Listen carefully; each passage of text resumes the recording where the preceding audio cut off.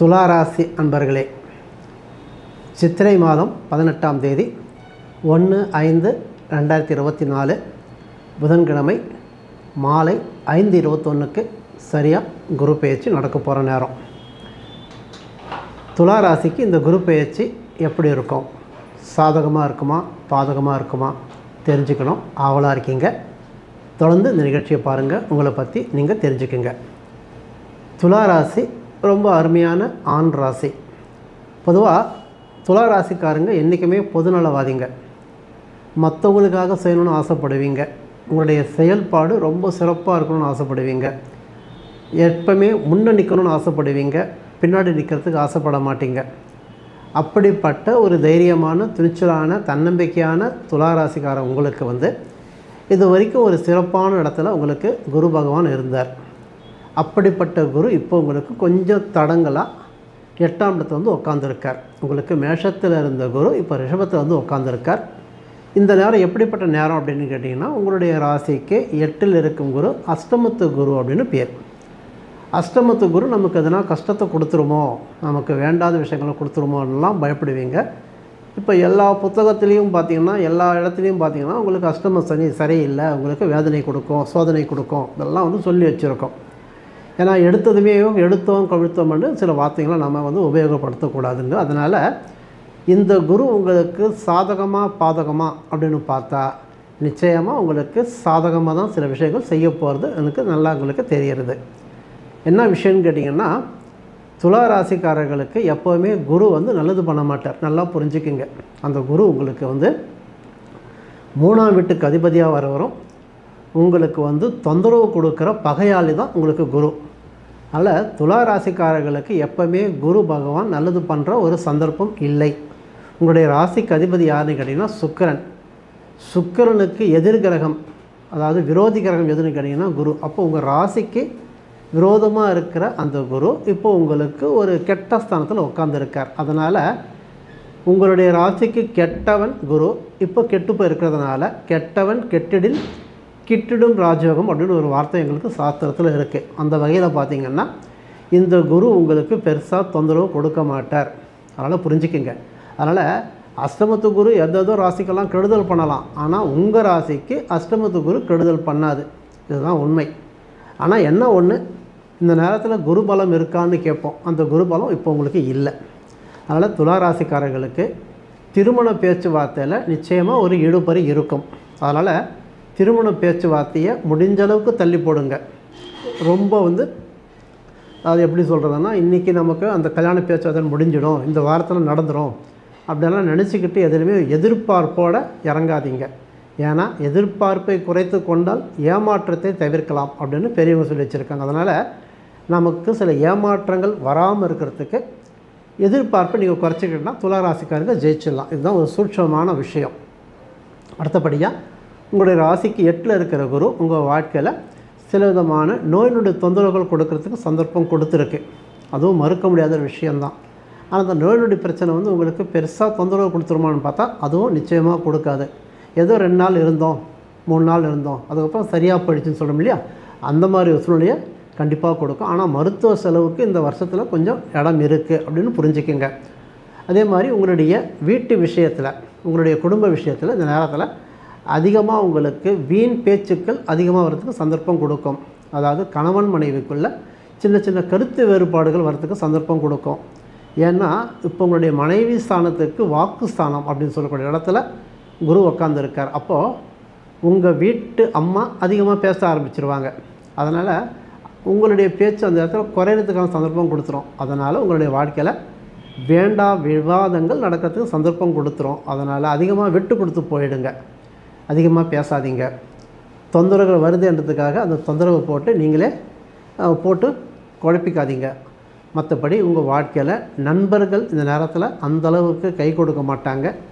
வாழ்க்கை துணையும் நமக்கு ஏற்ற மாதிரி இருக்க மாட்டாங்க. அதனால் தன் கை தனக்கு உதவி அப்படின்ற மாதிரி ஒவ்வொரு விஷயத்தையுமே நீங்களே தீர்மானம் பண்ணிக்கோங்க. உங்கள் முயற்சியை நீங்களே எடுங்க. மற்றவங்க எதிர்பார்த்து செய்யக்கூடிய செயலை கண்டிப்பாக செய்யாதீங்க. மற்றவங்க நமக்கு செய்து கொடுப்பான்ற ஒரு நம்பிக்கையில் இறங்காதீங்க. உங்களால் முடிஞ்சால் செய்யுங்க, முடியலைன்னா விட்டுருங்க. அந்த மாதிரி சூழ்நிலை தான் இந்த குரு உங்களுக்கு கொடுப்பார். அதனால் வீணான முயற்சி எடுக்காமல் வீணான தொந்தரவில் போய் மாட்டிக்காமல் கொஞ்சம் உஷாராக இருந்து பழகிக்கிங்க. அடுத்தபடியாக உங்களுடைய வாழ்க்கையில் சில சம்பவங்கள் இந்த நேரத்தில் நடக்கும். எப்படிப்பட்ட சம்பவங்கள் நடக்கும் அப்படின்னு கேட்டிங்கன்னா, நீங்கள் ஏதோ ஒன்று எதிர்பார்த்துருப்பீங்க. குறிப்பிட்ட நேரத்தில் எதிர்பார்த்து அது கிடைக்குமான்னு காத்துக்கிட்டு இருப்பீங்க. அந்த குறிப்பிட்ட நேரத்தில் நீங்கள் எதிர்பார்த்தது உங்களுக்கு கிடைக்காம போயிடும். அதனால் அதுவும் உங்களுக்கு ஒரு அனுபவத்தை கொடுக்குற இந்த குரு உங்களுக்கு ஒரு செயல்பட வைக்க போகிறதுக்கு அர்த்தம் வந்திருக்கு. அடுத்தபடியாக வீடு கட்டணும்னு நினைக்கிறவங்களுக்கு இந்த நேரத்தில் அதற்கான சந்தர்ப்பங்கள் கொஞ்சம் குறைவு தான்றதுனால வீடு கட்டுற வேலை கொஞ்சம் நாளைக்கு தள்ளி போடுங்க. இப்போது வீடு கட்ட ஆரம்பித்தவங்களுக்கு பார்த்திங்கன்னா இது வரைக்கும் ரொம்ப சுறுசுறுப்பாக நடந்த வீட்டு வேலைகள் இப்போ கொஞ்சம் மந்தமாக போய்கிட்டே இருக்கும். அதுவும் கொஞ்சம் கவனமோடு பார்த்துக்குங்க அப்படின்னு சொல்லிக்கலாம். வாகனங்களில் நீங்கள் போகும்போது கொஞ்சம் உஷாராக போயிட்டு வாங்க. அதுக்காக விபத்து அப்படின்ற சொல்கிறதுக்கு இல்லை, நாம் கொஞ்சம் உஷாராக இருந்துட்டால் விபத்தை தவிர்க்கலான்றதுக்காக அந்த வார்த்தையை சொல்லியிருக்கேன். அதனால் உங்களுக்கு இந்த நேரத்தில் வாகனத்தில் போகும்போது கொஞ்சம் உஷாராக போயிட்டு வாங்க. அதே மாதிரி வாகனங்கள் பழுது பார்க்க வேண்டிய சூழ்நிலை இந்த நேரத்தில் உங்களுக்கு கொடுக்கும். அதே மாதிரி வீட்டுக்குள்ளே உங்களுக்கு சில விதமான வீட்டை பராமரிப்பு பண்ணுறதுக்கு செலவு பண்ணக்கூடிய சூழ்நிலைகள் உங்களுக்கு கொடுக்கும் அப்படின்னு சொல்லிக்கலாம். அதே மாதிரி இந்த ராசி துலா ராசியில் பிறந்த உங்களுக்கு திருமணம் நடக்கிறதுக்கான சந்தர்ப்பம் இல்லையே தவிர உங்கள் பிள்ளைகளுக்கு நீங்கள் திருமணம் செய்கிறதுக்கான சந்தர்ப்பம் இருந்தால் அதை நீங்கள் பயன்படுத்திக்கலாம். இந்த நேரத்தில் உங்களுக்கு அதற்கான செலவுகள் உங்களுக்கு கண்டிப்பாக கொடுக்கும் அப்படின்னு தான் எங்களுக்கு சாஸ்திரம் சொல்லியிருக்கு. மற்றபடி பூர்வீகமான சொத்து விஷயத்தில் இருந்த வில்லங்கம் இந்த நேரத்தில் விலகிடும். அதனால் உங்களுக்கு சொத்து விஷயத்தில் அண்ணன் தம்பிக்குள்ளே இருந்த பாகப்பிரிவினையை அந்த நேரத்தில் நீங்கள் சேர்த்துக்கலாம். பூர்வீகமான இடத்துல வீடு கட்டணும்னு ஆசைப்பட்டவங்களுக்கு இந்த நேரத்தில் வீடு கட்டுற வாய்ப்பு வந்தால் நீங்கள் உங்கள் துணைவி கையால் காசை கொடுத்து இந்த நேரத்தில் வீடு கட்டுறதுக்கு செய்யுங்க. நிச்சயமாக அது உங்களுக்கு கை கொடுத்துக்கு சந்தர்ப்பம் கொடுக்கும். அடுத்தபடியாக துலா ராசியில் பிறந்த பெண்கள் இந்த வருஷம் ரொம்ப ஆதங்கத்தோடு இருக்கிற வருஷமாக தான் இருக்க போகிறது. உங்களுக்கு ஆதங்கம் என்ன, உங்களுக்கு கிடைக்க வேண்டியதெல்லாம் கிடைக்கலையே என்ற ஆதங்கம் இருந்துக்கிட்டே இருக்கும். மற்றவங்களை பார்த்து பொறாமப்படக்கூடிய சில சூழ்நிலைகள் உங்களுக்கு இந்த நேரத்தில் கொடுக்கும். பொதுவாக துலா ராசி பெண்கள் கொஞ்சம் படபடப்பாக நடந்துக்கிறவங்க, சுறுசுறுப்பாக இருக்கிறவங்க. அப்படிப்பட்ட உங்களுக்கே பார்த்திங்கன்னா அந்த நேரத்தில் மனசு ஒடிகிற மாதிரி சில சம்பவங்கள் நடக்கும். அதனால் மனசை பக்குவமாக வச்சுக்கோங்க. எந்த விஷயத்துலையுமே அதிகமாக அலட்டிக்காமல் செய்யுங்க. உங்களுடைய செயல் மற்றவங்களுக்கு புண்படுத்தாத மாதிரி நடந்துக்குங்க. அந்த மாதிரி செய்திங்கன்னா துலா ராசி பெண்களுக்கு இந்த வருஷம் குருப்புடைய பாதிப்பு நிச்சயமாக குறையிறதுக்கு சந்தர்ப்பம் கொடுக்கும். அதே மாதிரி குழந்தை பாக்கியத்துக்கு ஏக்கமாக இருக்கிற பெண்களுக்கு இந்த வருஷத்தில் குழந்தை பாக்கியம் கொஞ்சம் தள்ளி போகிறதுக்கான சந்தர்ப்பம் அதிகமாக தெரிகிறதுனால அதற்கான ஏற்பாடு இந்த வருஷத்தில் இல்லை அப்படின்னு புரிஞ்சுக்கிங்க. அதே மாதிரி மாணவ செல்வங்கள் துலா ராசியில் பிறந்தவங்க எப்போவுமே ஒரு மேன்மையாக இருக்கணும்னு ஆசைப்படுவீங்க. பட்டப்படிப்புக்கெல்லாம் ரொம்ப ஆசைப்படுறவங்க இந்த துலா ராசி மாணவர்கள்.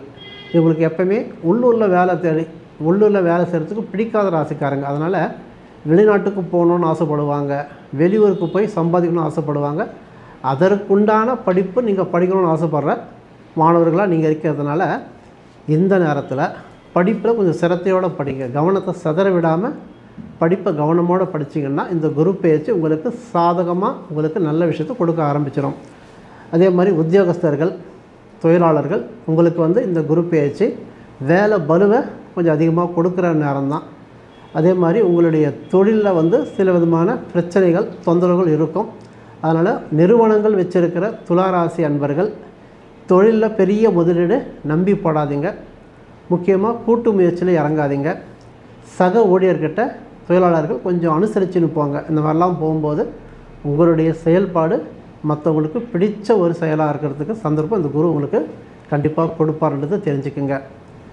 துலா ராசியில் பிறந்தவங்களுக்கு என்றைக்குமே பெருமாள் வழிபாடும் சக்தி வழிபாடும் ரொம்ப சிறப்பாக வேலை செய்யும்.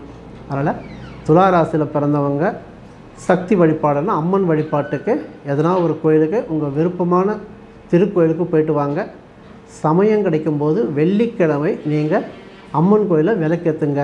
இந்த வருஷம் குரு பெயர்ச்சி உங்களுக்கு சாதகமாக இல்லைனாலும் பெரிய பாதகத்தை கொடுக்காதுன்றதை தெரிஞ்சுக்குங்க. எல்லோருக்கும் என்னுடைய நன்றி கலந்த வணக்கம்.